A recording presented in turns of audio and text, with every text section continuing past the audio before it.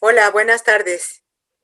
Estamos otra vez de nuevo aquí en la investigación en el INA, la serie de charlas que el Sindicato Nacional de Profesores de Investigación Científica y Docencia ha impulsado con el objetivo de dar a conocer qué es lo que hacen los investigadores en el INA, cómo se vinculan con la sociedad y cómo su labor repercute en la conservación, difusión, investigación del patrimonio de todos y cada uno de los mexicanos. En esta ocasión estamos con Tere Pavía, Daniel Ruiz Cancino atrás de cámaras grabándonos y su servidora María Gracia Castillo, profesora jubilada del sindicato.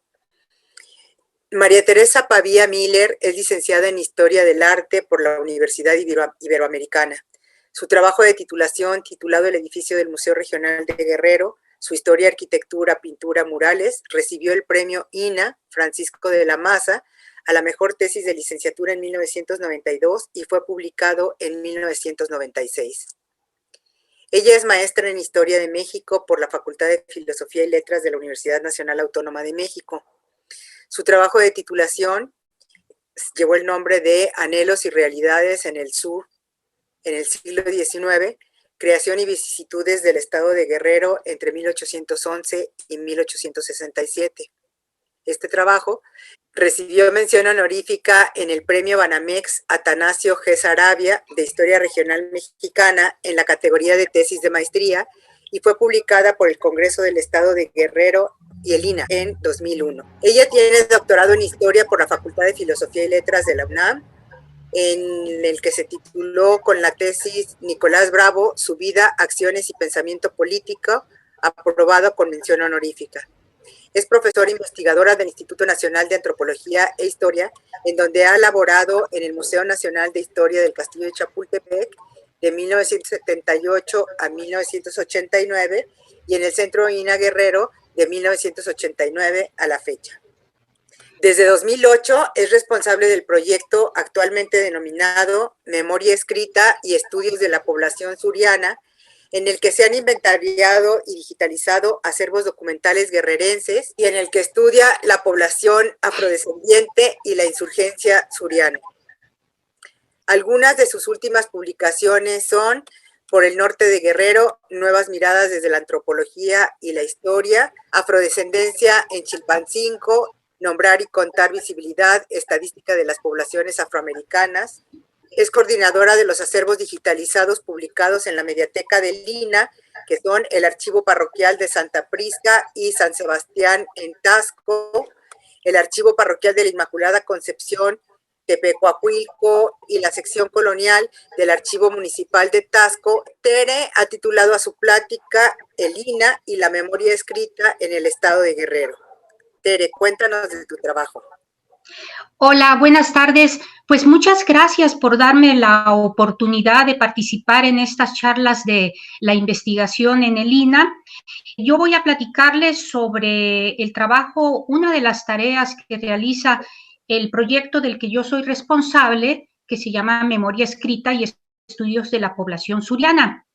Este proyecto surgió dentro de un programa mucho más amplio, un programa multidisciplinario e interinstitucional de antropología e historia en Guerrero, que impulsó la Coordinación Nacional de Antropología a partir de 2001, con los objetivos de impulsar el estudio, el diálogo y el intercambio académico con todas las investigadores que abordaran el actual estado de Guerrero y regiones circunvecinas. Este programa era muy amplio, contenía varias actividades, el Seminario Permanente de Estudios sobre Guerrero, que se llevaba a cabo de manera mensual en la sede de la coordinación, una mesa redonda bianual, el conocimiento antropológico e histórico sobre Guerrero, una cátedra de divulgación denominada Ignacio Manuel Altamirano, que junto con el proyecto del que yo soy responsable, son las únicas actividades que sobreviven de ese programa tan interesante y necesario. Bueno, pues dentro de este programa en 2008, inició un proyecto de investigación sobre el norte de Guerrero, que se integró por profesionistas de diversas disciplinas. Había arqueólogos, antropólogos físicos, lingüistas, antropólogos sociales e historiadores. Y ahí es donde inició el proyecto del que soy responsable como la línea de historia del proyecto integral de antropología e historia en el norte de Guerrero, que conforme pasó el tiempo fue variando de algunos integrantes y también cambiando de denominación para adaptarse más a las circunstancias, hasta 2019 que se quedó solito, terminó el proyecto multidisciplinario y quedó solo la línea de historia, y entonces cambió la denominación a la que tiene actualmente, y es por eso que suena raro que un proyecto en el que participamos historiadores pues sea administrado por la Coordinación Nacional de Antropología, aunque estemos enfocados en nuestros estudios a estudiar la población, un poco de etnohistoria. Bueno, la línea de historia enfocó sus estudios al estudio precisamente de la población desde diversas facetas del aspecto social, económico, político, movimientos sociales, y la otra parte se decidió lo que es la recopilación de información que se hiciera en acervos locales. O sea que gran parte de estos estudios estuvieran fundamentados por la documentación que se pudiera encontrar en archivos locales. En esta ocasión yo quiero platicar sobre el trabajo de recopilación de información. Va a ser un poco árido y aburrido, pero yo creo que es importante hacerlo por tres motivos fundamentales. Uno, porque sin recopilación de información difícilmente va a haber un trabajo de investigación original. Es el que nos da nuestras fuentes, que vamos a analizar, que vamos a confrontar, que nos van a permitir aportar nuevos discursos históricos y antropológicos. El segundo, porque como hacemos el trabajo con documentos históricos, este trabajo está estrechamente ligado con los objetivos y funciones sustantivas que tiene el INAH. La Ley Federal sobre Monumentos y Zonas Arqueológicos, Artísticos e Históricos dice muy claramente que son monumentos históricos los documentos y expedientes que pertenezcan o hayan pertenecido a las oficinas y archivos de la Federación, de los estados o de los municipios y de las casas curiales. Y también dice que son monumentos históricos los documentos originales, manuscritos, relacionados con la historia de México y los libros, folletos y otros impresos en México o en el extranjero durante los siglos XVI al XIX. Y la ley orgánica del INAH mandata a esta institución a que los identifique, los investigue, los recupere y también los divulgue.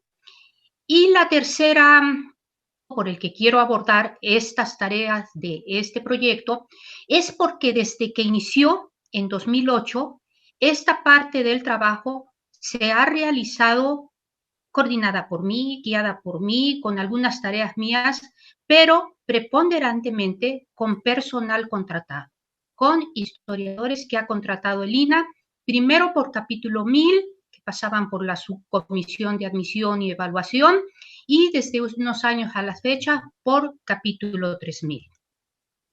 Así que empezamos con esta parte que nos va a llevar un rato.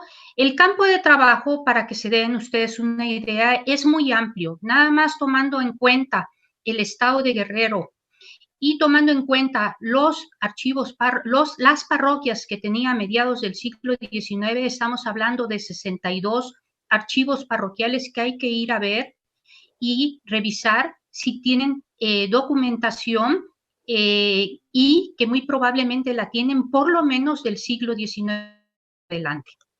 A mediados del siglo XIX, el estado de Guerrero tenía 50 municipios, es decir, que probablemente hoy tenemos un poco más de duda porque los ayuntamientos queman y tiran sus archivos porque para ellos son basura, pero es probable que haya 50 archivos con documentación que es por lo menos a partir del siglo XIX. Es decir, que estamos hablando de 112 probables archivos por trabajar. Y sin contar los archivos estatales que están en condiciones semejantes y que nos dan pues, un campo de acción que no vamos a cumplir en toda nuestra vida. Bueno, debido a que en el estado de Guerrero los acervos documentales carecen de infraestructura, y con esto quiero decir que además de que no están arreglados adecuadamente, no tienen un espacio propio, no tienen una persona encargada de atender, decidimos instrumentar como método de trabajo el inventario y la digitalización. Método que en un principio era sencillo, decimos, vamos, hacemos un enlistado, un inventario muy sencillo, tomamos las fotos y nos traemos la información que necesitamos. Con el tiempo se fue haciendo poco a poco más complejo cuando nos fuimos enfrentando a la realidad.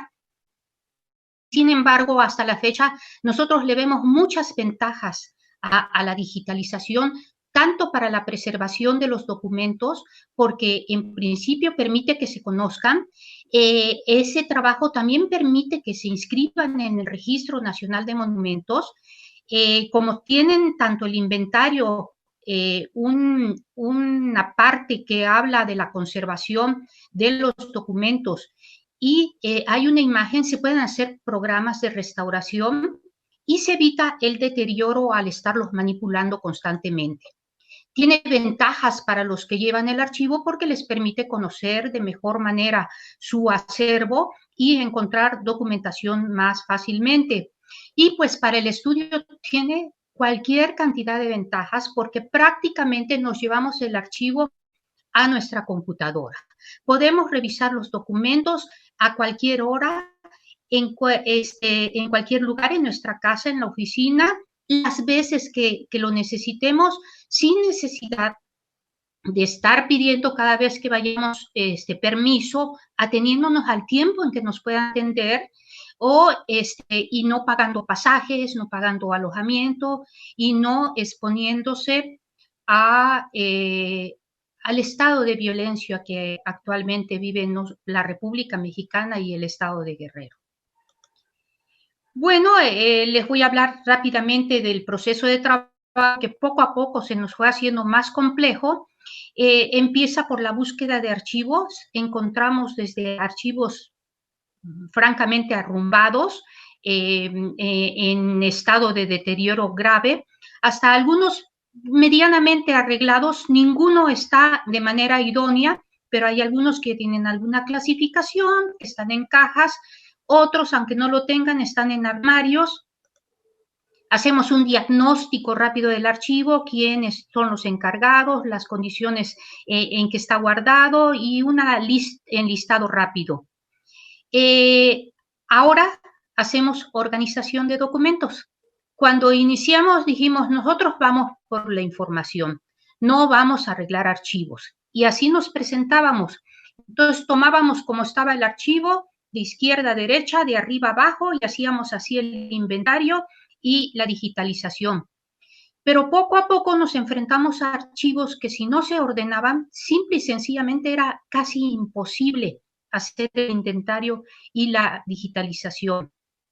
Y después nos enfrentamos en que reordenar la documentación de manera digital es extremadamente complicado. No difícil, pero muy complicado. Entonces, llegó el momento que decidimos, pues llegamos y primero arreglamos el archivo. Y con recursos de INAH se compran cajas y se compran los materiales para arreglar. Se hace un inventario, también el inventario ha ido de lo más simple, con los datos básicos, sobre libros, expedientes y en algunos hasta por documento. Y les digo que incluye también una parte en que se dice levemente en qué estado están los documentos. Y después la fotografía del archivo. Estas son fotografías antiguas. Estas son las historiadoras, algunas de las historiadoras, todavía 2 de ellas trabajaron hasta el año pasado con el proyecto, y se usan su ropa adecuada para protegerse tanto ellas como los documentos. Esto no tiene nada que ver con la pandemia. Después se llegó a la conclusión de que la información recabada era útil no únicamente para la línea de historia. Los antropólogos físicos, los lingüistas, los etnólogos también usan entre sus fuentes los documentos, igual que los historiadores no solo usamos documentos para hacer nuestras investigaciones, también recurrimos a fuentes materiales y etnográficas. Entonces, la mejor manera para hacerlo, porque ahorita les voy a decir las cantidades de imágenes que manejamos, es muy complicado darlas en un USB o antes en un CD-ROOM.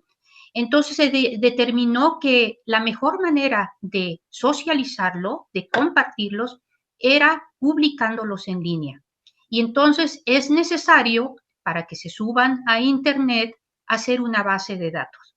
Y empezamos a hacer las bases de datos cuando nos dimos cuenta que el trabajo también podía servir para inscribirlos en el registro de monumentos, pues les agregamos las medidas que en un inicio tampoco tomábamos.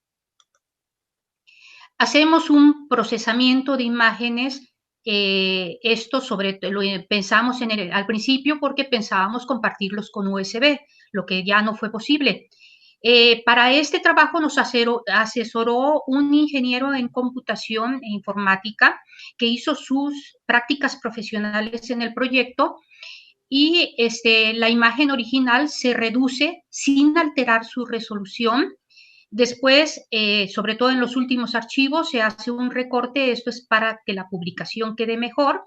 A registro se le entrega la imagen original y para entregarla a los administradores del archivo, que siempre que nos vamos de él les dejamos una copia del trabajo realizado, la convertimos a PDF y le hacemos una nueva reducción de memoria. Y entonces este PDF de 326 kilobytes se ve igual de bien que esta imagen JPG de 3 megabytes, de más de 3 megabytes, y es más manejable mientras ellos pueden acceder, mientras se publican en línea y ellos pueden acceder también a esas imágenes. Llevamos un cuadro de avance para no perdernos, porque de repente con tanto material llega uno a no saber. Este es nada más un cuadro que nos sirve a nosotros y que nos permite, si nos piden algún informe, darlo rápidamente, decirles cuánto se ha inventariado, cuántas fotos se han tomado, en fin. Después, para poderlo publicar, se hacen cuadros que permiten ver de manera más directa y rápida cómo se conforman los archivos. Se hace una introducción para la publicación explicando cuáles son los alcances de ese trabajo, el tema, el lugar, un poco qué tipo de archivo es, los temas que maneja y así. Y entonces, ¿qué avances hemos tenido de 2008 a 2020? Pues tenemos 9 archivos inventariados y digitalizados, 7 son parroquiales, un archivo municipal, el de Tasco, y una colección que es del INA y que resguarda el Centro INA Guerrero. El primero que se trabajó fue el archivo parroquial de la Inmaculada Concepción de María en Tepecuacuilco. En 2008, Tepecuacuilco está en el norte del estado de Guerrero, muy cerca de Iguala, y tiene una antigüedad que se remite a fines del siglo XVII y se tomaron más de 30,000 imágenes de documentos así de hermosos, tanto formalmente como en contenido. Todos los archivos parroquiales habitualmente se dividen en 2 secciones, una sacramental y una disciplinar. La sacramental tiene los documentos que hacen constar que se dieron los sacramentos de bautismo, matrimonios y entierros, que en prácticamente todos los archivos es igual. Mientras que la disciplinar tiene los documentos administrativos de la parroquia. Y entonces esos sí varían de uno a otro y tiene que ver con las actividades que tiene la parroquia, el lugar, y de entradas los nombres de sus series nos remiten a los temas que se pueden encontrar ahí. Después de, se terminó el archivo parroquial de Santa Prisca y San Sebastián en Tasco, que se inició al mismo tiempo que el de Tepecuacuilco, pero que es mucho más grande, entonces nos llevó más tiempo. Este es más antiguo, hasta fines del siglo XVI, y tiene más de 90,000 imágenes. Tiene pues varias, como fue una ciudad importante, Tasco, desde el dominio español, pues tiene varias series muy interesantes de las que se pueden sacar multitud de trabajos de el área judicial, de población, porque en la serie sacramental también se pueden hacer muchos trabajos demográficos, de salud y enfermedad, porque varios libros de entierros señalan de qué se falleció, de migración en información matrimonial, porque ahí dicen que si el marido o la novia vienen de otra población, en fin, es un bagaje de información muy amplio. De 2009 a 2012 trabajamos en el Archivo Municipal de Tasco. ¿Por qué tanto tiempo? Pues porque es inmenso. Es un archivo gigantesco, casi 600,000 imágenes, además riquísimo, sobre todo siglo XIX y siglo XX.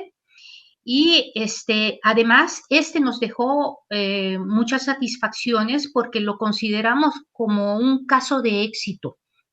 ¿Por qué? Porque las tres instancias que tenían que ver con el acervo se coordinaron muy bien. El ayuntamiento, que es el que generó este archivo y que es el dueño, pues autorizó que se inventariara, que se digitalizara y además aportó equipo para que se hiciera el trabajo. El Centro de Estudios de Enseñanza para Extranjeros de la Universidad Nacional Autónoma de México, que es quien resguarda el archivo, pues de tenerlo embodegado en un lugar con humedad, lleno de polvo, con las cajas ya rompiéndose, le asignó un espacio a un lado de su biblioteca. Además, compró materiales nuevos para tenerlos mejor cuidados. Y no solo eso, sino que acondicionó el espacio para la conservación de los documentos. Se puso un control de humedad, purificador de aire y además se asignó un espacio que en el tiempo que estuvimos era el espacio de trabajo donde se inventariaba y se trabajaba y que posteriormente pasaría a ser el espacio de consulta. En 2014 se trabajó el archivo parroquial de Santa María de la Asunción, Cacalotenango. Cacalotenango fue un real de minas, uno de los 3 reales de minas de Tasco. Está un poco hacia el suroeste de Tasco. Es un pueblo en el que tuvimos una gran experiencia porque ahí el comité ciudadano de la parroquia influía mucho en el trabajo. De hecho, ellos nos tuvieron que autorizar que pudiéramos entrar a inventariar y digitalizar su trabajo y estuvieron muy pendientes de que estuvieran cuidadas las historiadoras que fueron, que tuvieran un lugar adecuado donde alojarse y en fin. No es muy antiguo, se remite a principios del siglo XVIII, pero tiene casi 40,000 imágenes de documentos y es un archivo que tiene una información, yo diría prácticamente virgen, porque como no ha sido muy cuidado por la comunidad, no le han metido mano, entonces se encuentran documentos no solo de Cacalotenango, no solo de lo que hoy es el estado de Guerrero, sino se encuentran circulares, providencias diocesanas de todo México, de todo el arzobispado de México. Estas son sus series que nos permiten ver más o menos las temáticas. Y en 2015 fuimos a a ver el archivo parroquial de San Martín de Tours, Acamistla, que también es cercano a Tasco, según yo era cercano al otro real de Minas, pero hacia el lado oriente. Este archivo no era muy grande, pero igual que el otro, estaba muy virgen, muy desordenado. Ahí sí se tuvo que hacer una buena labor de limpieza y de ponerlo, de ordenarlo y ponerlo en cajas. Y tiene una temática, unos bellísimos, y una temática también muy interesante, y también en providencias diocesanas y correspondencia tiene una información interesantísima para cualquier estudioso, no solo de la historia, sino de la antropología. En 2015 y 2016, al mismo tiempo que veíamos otros acervos, colaboramos con el Centro INA Guerrero, con el inventario y la digitalización de lo que una colección documental que hemos llamado Colección CASI, que fue un acervo que encontró personal del Centro INA Guerrero cuando fue a asesorar para los arreglos que iba a tener una casa tradicional del centro de Chilpancingo. Entonces los arquitectos vieron que en un rincón estaban amontonados libros y documentos, se acercaron, tomaron uno y vieron que eran documentos antiguos, avisaron a las autoridades del centro INA Guerrero y se logró que los dueños de la casa se los donaran al INA. En realidad se debía de llamar colección Casi Meléndez, porque la formaron dos personajes del fines del siglo XIX, principios del XX, uno apellidado Casi, otro Meléndez, que en algún momento sus descendientes llegaron a unirse en matrimonio y por eso se quedó la colección ahí. Y es una colección muy pequeña, de 2.579 imágenes de documentos, que se remite al siglo XVIII, pero que conjunta documentos que eran del archivo del Ayuntamiento de Chilpancingo, porque varios de los Casi y de los Meléndez fueron síndicos, regidores y hasta presidentes municipales. Y entonces cuando se fueron a su casa se llevaron parte del acervo. Yo digo que eso no se debe de hacer, pero tomando en cuenta que los ayuntamientos queman sus archivos, pues qué bueno que lo hicieron, si no, no conociéramos esa información. Bueno, también tiene documentos del Congreso del Estado, ni más ni menos que tiene actas de las sesiones del primer Congreso Constituyente del Estado de Guerrero.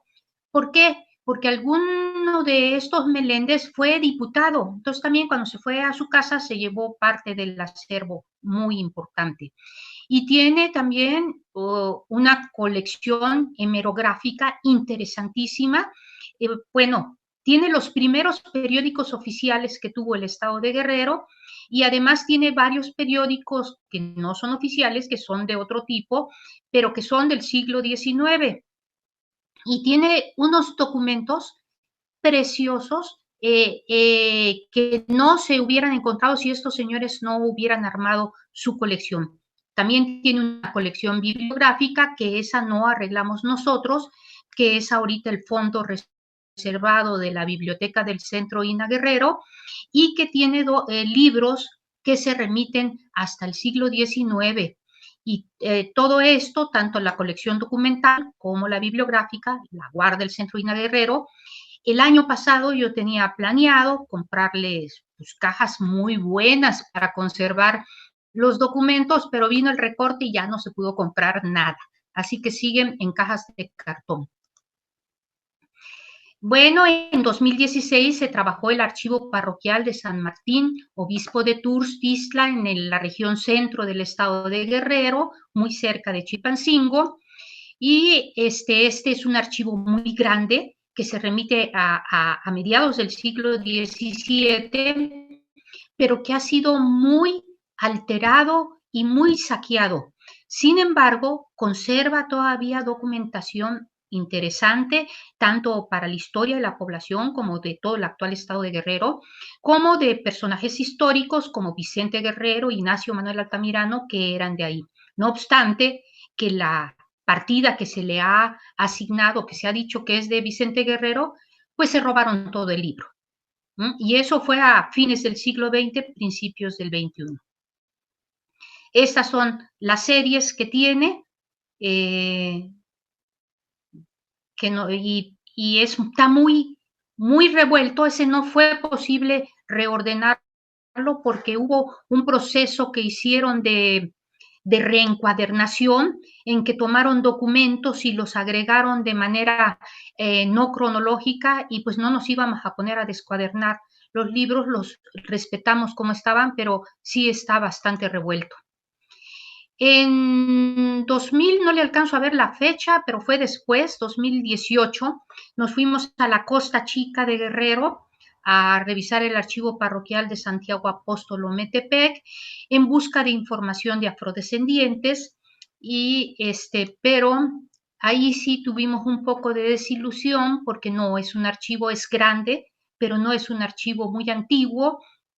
De la época en que encontramos libros, ya no, aunque todavía era plena guerra de independencia, ya no encontramos que pusieran el origen étnico, entonces no, para lo que queríamos no nos servía. Además, no tenía sección disciplinar. Ahí en el reordenamiento se formó una pequeña sección disciplinar. Sin embargo, tiene documentos muy interesantes para la historia de la región. Entonces, ninguno sale sobrando de plano. En 2019 se fue al archivo parroquial de San Francisco de Asís, en Coatepec Costales, esto en la región norte, muy cerca de Teloluapan. Aquí el enlace fue un compañero antropólogo nuestro que trabaja en el Centro Ina Guerrero, también es personal contratado, que nos dijo: en Coatepe Costales hay un archivo muy hermoso.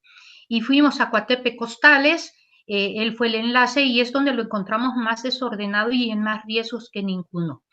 Este es como lo dejamos, ya no se ve en ningún lugar porque uno de los beneficios que tiene el que se trabaje, bueno, y ahí sí hay que darle el crédito a las historiadoras. Bueno, he tenido también historiadores, pero más historiadoras que historiadores, que ellas son las que se quedan 1, 2, 4, hasta 6 y 7 meses en el lugar arreglando los archivos. Y la gente, tanto los que los cuidan como la población, empiezan a revalorizar su patrimonio documental, y entonces cuando fuimos ya a entregar los resultados vimos que ya no estaba amontonado, sino que lo tenían acá porque lo iban a pasar a un lugar donde estuviera mejor cuidado. Entonces, ahí sí aportamos un poquito. La antigüedad de este archivo es lejísimos, hasta principios del siglo XVII, y también resultó muy grande, de más de 50,000 imágenes, y tiene documentos hermosísimos como estos, y que sirven no solo para el estudio histórico. Aquí si vemos con cuidado, tiene representaciones de vaqueros, en un lugar en que la ganadería era sumamente importante. Entonces se pueden hacer análisis de imágenes, en fin, tiene muchísima información. Estas son las series, que veo que la presentación se desconfiguró un poco, pero se alcanza más o menos a leer. ¿Y qué se hizo en 2020 después del susto que nos dieron cuando nos dijeron no va a haber personal contratado? Y de repente se quedaban sin trabajo unas personas que ya habían trabajado más de 10 años en el instituto. Pues resulta que aquí regresamos al Archivo Municipal de Taxco, que cuando llegamos nos vimos en 1988, el Archivo General de la Nación hizo un arreglo de archivos, y estos quedaron constatados en su Guía General de los Archivos Estatales y Municipales. Y entonces cuando nos pusimos a confrontar la documentación que había de 88 a 2009, encontramos que había muchas diferencias. Por ejemplo, ya había desaparecido una sección de tesorería, habían aparecido otras, los números no cuadraban, y cuando se terminó el trabajo de nosotros en 2012, se dijo pues que para festejarlo habría que publicar algo, aunque fuera en un CD-ROOM. Dijimos pues la sección colonial, y pues resulta que la sección colonial se había alterado tanto de 1988 a 2009 que ya llegaba hasta 1910, lo que no es posible. Entonces, ahí me tocó a mí ponerme a reordenarla de manera digital y dejarla hasta 1821, y resulta que es un trabajal. Era una cosa que no se quiere uno mover de la computadora porque se te va a olvidar y vas a tener que empezar todo. No es un trabajo difícil, pero es un trabajo que requiere muchísima concentración. Entonces, en 2020, bueno, ya desde 2014 empezamos en tiempos libres a reordenar ese archivo porque es tan gigantesco que así de desordenado iba a ser muy difícil que lo pudieran consultar. Encontrar un tema era casi revisar 600 imágenes, que es algo muy complicado. En 2017 volvimos a retomarlo y ahorita 2020 nos dedicamos al reordenamiento y logramos reordenar 4 secciones. Bueno, de hecho yo asesoré, guié, coordiné, pero las reordenaron las historiadoras contratadas. La sección Cabildo, que son más de 2.000 imágenes, que son las actas de sesión del Cabildo de Tasco, es decir, que tiene información muy importante del día a día de un lugar que fue una ciudad minera. Tiene desde 1829 a 1989, tiene de sus monumentos, tiene de las calles que se hacían, de las obras. Aporta una información inimaginable. Claro, hay que leerlos todos, ¿no? Bueno, esa sección ya quedó, ya la entregamos. La sección justicia, que es un tema complicadísimo, pues aquí vienen todas las formas, todas las instancias de justicia que se formaron, por lo menos en toda la jurisdicción de Tasco, que Tasco llegó a tener una jurisdicción muy amplia porque fue alcaldía mayor en el dominio español, después pasó a ser cabecera de partido y se le agregó la alcaldía de Iguala, y después pasó a ser cabecera de distrito y abarcaba pues más de la región norte y abarcaba hasta lo que hoy es el sur del Estado de México. Bueno, pues aquí hay más de 80,000 imágenes que hablan de cómo se impartía justicia en todos estos lugares y que van desde el siglo XVII hasta 1948. Se arregló la sección procesos electorales, que también está bellísima.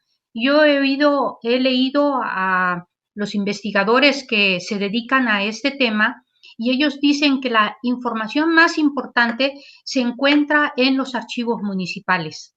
Bueno, pues en el archivo municipal de Tasco ya están arregladas más de 90,000 imágenes de manera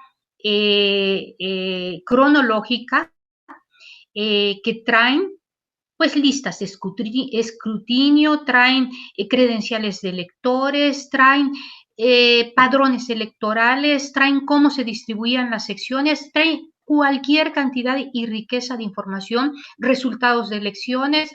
Entonces, esta es otra de las que se arregló.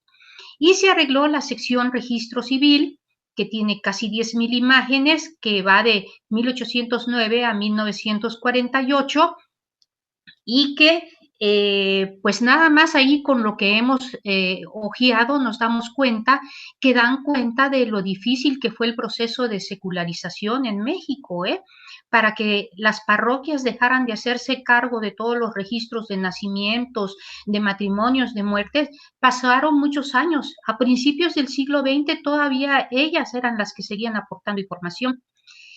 Y solo quiero decirles que hay únicamente dos archivos, que son el parroquial de Tasco y de Tepecuacuilco, que están publicados en la mediateca, y solo la sección colonial del Archivo Municipal de Tasco también está publicado. Ayer pretendí entrar, pero como ya se quitó el flash player de Adobe, ya es más complicado revisarla, pero hay otra parte que está publicado en JPG, y que entre los trabajos que tiene el proyecto en los que participamos todos los integrantes, incluyendo al personal contratado. Tenemos una página de Facebook, Antropología e Historia en Guerrero. Antes teníamos dos, una de la coordinación y otra del Centro INA. Ahorita nada más nos quedamos con la del Centro INA, en la que vamos publicando algún documento de los que hemos trabajado en el proyecto y se contextualiza. Se pone un pequeño texto contextualizándolo para que la gente vaya poco a poco revalorizando el patrimonio documental. Cuando yo llegué a trabajar en Guerrero, la idea es que no había documentos en Guerrero para trabajarlos. Ahora lo que vemos es que hay documentos, demasiados documentos. Lo que necesitamos es gente que los estudie y que haga que se avance el estudio. Bueno, además de los documentos del proyecto, también publicamos documentos que hay en otros acervos estatales y también se publica sobre el Museo Regional y aspectos de historia del Estado de Guerrero. Ahora les quiero presentar a parte de mis historiadoras. Aquí estamos en Ometepec con el padre Rafael Erika Peláez Pastrana, Mercedes García Zapoteco, Yuritsi Calles Cayetano, que ya no trabaja con nosotros, ella ya no quiso seguir. Aquí estamos en Acamistla con el padre, el párroco que desafortunadamente ya falleció, igual Mercedes, Yuritsi y Erika. Las pongo a ellas porque son con las que hemos trabajado más. Ha habido otros historiadores y otra historiadora que también participaron.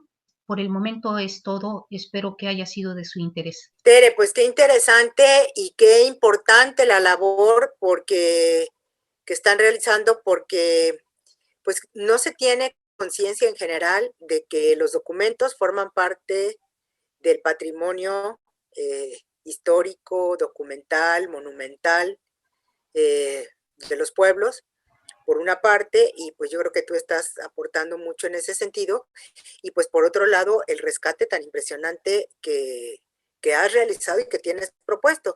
Y en ese sentido, yo nada más como para cerrar, te pediría si puedes hacer un balance de qué tanto te ha afectado el recorte presupuestal, pues que ya viene de tiempo atrás, pero que se agudizó el año pasado y que este año apunta para estar igual o peor. Mira, yo veo tres retos importantes a resolver en el proyecto. Creo que el proyecto empezó muy apoyado por la Coordinación Nacional de Antropología. En ese entonces su titular era Gloria Ortiz, que es una persona muy creativa, muy activa y muy comprometida con la antropología y la historia. Y ha tenido un presupuesto bastante importante. Algunas veces pude lograr que fueran aumentándolo para que el personal contratado tuviera trabajo todo el año. Porque si trabajan 6 meses, pues tienen que buscar de qué sobrevivir. Pero después llegaban recortes y me los volvían a quitar. Ahorita pueden trabajar con un sueldo parecido a la categoría que tuvieran como profesores investigadores 7 meses. El año pasado el recorte afectó a mis viáticos porque desde que el personal contratado pasó a capítulo 3000 no se le dan viáticos a ellos. Ellos con su sueldo tienen que ir y pagar todos sus gastos. Pero yo para ir a eventos académicos, eso sí me dan viáticos, inclusive cuando vamos con el equipo que los voy a dejar, pues yo tengo viáticos y así les puedo invitar la comida y en fin, ¿no? Bueno, eso afectó porque yo ya había ido a eventos en febrero, pues los tuve ya que pagar yo, eso no afectó mucho en el material que pensábamos comprar para proteger la colección CASI, porque ahí sí lo sentí, que es un material muy caro y dije, pues todo este año lo vamos a dedicar a eso. Pero yo creo que el reto más grande es acabar con la incertidumbre laboral, porque año con año, cuando termina el año, está uno con la incertidumbre de si va a seguir el proyecto el año que entra, si va a tener presupuesto, Todavía en enero, febrero, no sabemos a ciencia cierta qué va a ocurrir. Entonces yo creo que tanto para los titulares de los proyectos como sobre todo para el personal que se contrata, ese es uno de los grandes retos y ese sale de nuestras capacidades, ese es algo que tiene que hacer el instituto. Nuestro otro reto, que ese, pues sí, supera totalmente al proyecto y que es un reto institucional, es que toda nuestra vida nos podemos pasar haciendo digitalización e inventario de acervos y no vamos a terminar ni siquiera con lo que tenemos pensado que hay en el estado de Guerrero. Entonces se tienen que tomar medidas mucho más amplias y se tiene que ver cómo se va a poder proteger todo ese patrimonio que se está perdiendo a veces en manos de las mismas personas que lo tienen que cuidar. A veces ellos mismos mandan a destruirlo porque les estorba, porque les ocupa espacio, porque es mucho trabajo. ¿Mm? Y el tercer reto que yo veo fuerte y que he estado luchando y que a veces me hace sentir frustrada